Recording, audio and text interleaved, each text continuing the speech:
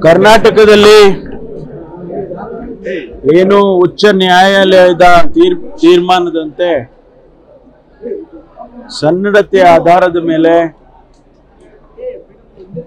ಕಾರಾಗೃಹದಲ್ಲಿರ್ತಕ್ಕಂಥ ಬಂದಿಗಳನ್ನ ಶಿಕ್ಷೆಯಲ್ಲಿರ್ತಕ್ಕಂಥ ಬಂದಿಗಳನ್ನ ಸನ್ನಡತೆಯ ಆಧಾರದ ಮೇಲೆ ಬಿಡ್ತಕ್ಕಂಥ ಅವಕಾಶ ಏನಿದೆ ಅದನ್ನ ಉಪಯೋಗ ಮಾಡಿ ಇವತ್ತು 77 ಜನ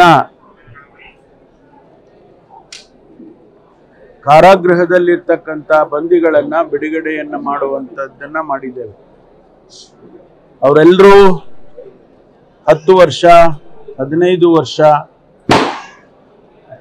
ಕಾರಾಗೃಹದಲ್ಲಿ ಅವರ ಜೀವನವನ್ನ ಕಳೆದು ಸನ್ನಡತೆಯಿಂದ ನಡ್ಕೊಂಡಿದ್ದಾರೆ. ಅದಕ್ಕೆ ಒಂದಷ್ಟು ಪ್ಯಾರಾಮೀಟರ್ಸ್ಗಳಿರುತ್ತೆ. ಅವ್ರನ್ನೇನು ಒಂದು ದಿವಸದಲ್ಲಿ ತೀರ್ಮಾನ ಮಾಡೋದಿಲ್ಲ. ಅವರನ್ನ ಇಡೀ ಅವರ ಅವಧಿಯಲ್ಲಿ ಅವರನ್ನ ಗಮನಿಸಿ ಅವರು ಯಾವ ರೀತಿ ನಡ್ಕೊಂಡಿದ್ದಾರೆ, ಪರಿವರ್ತನೆ ಆಗಿದ್ದಾರೆ ಮತ್ತು ಸಮಾಜದಲ್ಲಿ ಮತ್ತೆ ಅವರು ವಾಪಸ್ ಹೋದಾಗ ಯಾವುದೇ ಕಾರಣಕ್ಕೂ ಮತ್ತೆ ಅದೇ ಶಿಕ್ಷೆ ಅದೇ ತಪ್ಪನ್ನು ಮಾಡೋದಿಲ್ಲ ಅಂಥೇಳಿ ಅವರಿಗೆ ಒಂದಿಷ್ಟು ಪ್ಯಾರಾಮೀಟರ್ಸ್ಗಳನ್ನು ಇಟ್ಟಿರ್ತಾರೆ. ಅದನ್ನು ಗಮನಿಸ್ಕೊಂಡು ಬಂದಿರ್ತಾರೆ. ಆನಂತರ ಒಂದು ಸಮಿತಿ ತೀರ್ಮಾನ ಮಾಡುತ್ತೆ. ಈ ಸಮಿತಿ ಇವರು ಏನೆಲ್ಲ ನಮ್ಮ ಕಾರಾಗೃಹದ ನಿಯಮಗಳಿದ್ದಾವೆ ಆ ನಿಯಮಗಳ ಪ್ರಕಾರ ಅವರು ನಡ್ಕೊಂಡಿದ್ದಾರೆ, ಒಳ್ಳೆಯವರಾಗಿದ್ದಾರೆ, ಬದಲಾವಣೆ ಆಗಿದ್ದಾರೆ ಅಂತ ಹೇಳಿ ಅವರು ತೀರ್ಮಾನ ಮಾಡ್ತಾರೆ. ಅದಾದಮೇಲೆ ಇಲಾಖೆಯವರು ಸರ್ಕಾರಕ್ಕೆ ಕಳಿಸ್ಕೊಡ್ತಾರೆ. ಸರ್ಕಾರ ಅದನ್ನು ಕ್ಯಾಬಿನೆಟ್ನಲ್ಲಿ ತೀರ್ಮಾನ ಮಾಡಿ ನಮ್ಮ ರಾಜ್ಯಪಾಲರಿಗೆ ಕಳಿಸ್ಕೊಡುತ್ತೆ. ರಾಜ್ಯಪಾಲರು ಅದಕ್ಕೆ ಅಂಕಿತ ಹಾಕಿದ ಮೇಲೆ ಅವರನ್ನು ನಾವು ಬಿಡುಗಡೆ ಮಾಡ್ತೀವಿ. ಇದು ಪದ್ಧತಿ, ನಿಯಮ. ಹಾಗಾಗಿ ಇವತ್ತು 77 ಜನರನ್ನು ಬಿಡುಗಡೆ ಮಾಡಿದ್ದೇವೆ.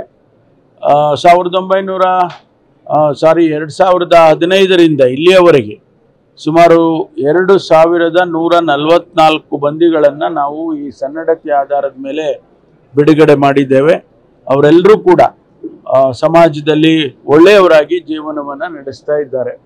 ಯಾರೋ ಒಬ್ರು ಇಬ್ರು ಮತ್ತೆ ಅದೇ ತಪ್ಪು ಮಾಡಿದಂಥವರಿಗೆ ಶಿಕ್ಷೆನೂ ಕೂಡ ಆಗಿರ್ತಕ್ಕಂಥದ್ದು. ಆದರೆ ಹೆಚ್ಚಿನ ಅಂಶ ಎಲ್ಲರೂ ಬದಲಾವಣೆಯಾಗಿ ಸಮಾಜದಲ್ಲಿ ಜೀವನವನ್ನು ನಡೆಸ್ತಿದ್ದಾರೆ. ಸರ್, ಸತೀಶ್ ಅವರು ಈಗ 4 ಡಿಗ್ರಿ ಮಾಡಿದ್ರು. ಈ ರೀತಿಯ ಒಂದಷ್ಟು ಜೈಲುಗಳಲ್ಲಿ ಅಂದ್ರೆ ಬದಲಾವಣೆ ಆಗೋದಕ್ಕೆ ಇನ್ನೊಂದಷ್ಟು ಆದ್ಯತೆ ಕೊಡ್ತೀವಿ.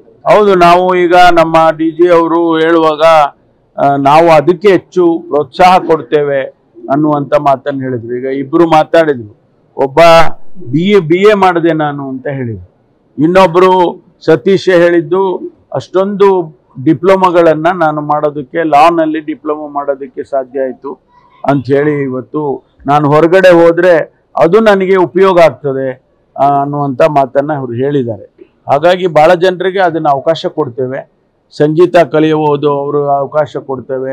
ಕಾರ್ಪೆಂಟ್ರಿ ಕಲಿಬಹುದು, ಎಲೆಕ್ಟ್ರಿಕಲ್ ಕಲಿಬಹುದು. ಇತ್ತೀಚೆಗೆ ಕಂಪ್ಯೂಟರ್ ಸೈನ್ಸ್ನಲ್ಲಿ ಕಂಪ್ಯೂಟರ್ ಇದನ್ನು ಟ್ರೈನಿಂಗನ್ನು ಕೂಡ ಕೊಡ್ತಾರೆ. ಅದರಿಂದ ಬದಲಾವಣೆ ಆಗುವಾಗ ಅವರಿಗೆ ಜೈಲಿನಲ್ಲಿರುವಾಗ ಶಿಕ್ಷೆ ಅಂತ ಹೇಳಿದರೆ ಒಂದೇ ರೀತಿಯಲ್ಲಿ ಇರೋದಿಲ್ಲ. ಅದನ್ನು ಅವರು ಬದಲಾವಣೆ ಆಗೋದಕ್ಕೂ ಕೂಡ ಕರೆಕ್ಟಿವ್ ಸೆಂಟರ್ ಅನ್ನೋ ರೀತಿಯಲ್ಲಿ ಮಾಡಿಕೊಡ್ತಾರೆ.